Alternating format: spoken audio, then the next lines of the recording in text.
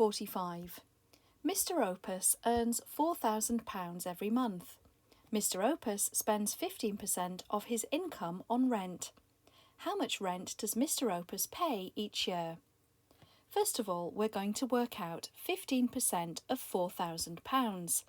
We can do this by finding 10% first of all, and we do that by dividing 4,000 by 10.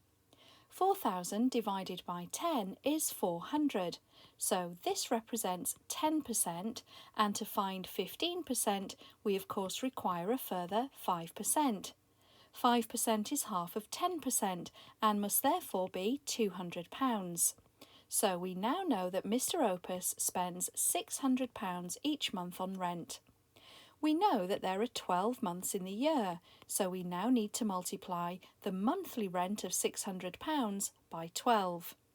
I know that 12 multiplied by 6 is 72. So 12 multiplied by 60 must be 720, and 12 multiplied by 600 is therefore 7,200. Mr. Opus spends £7,200 on rent each year.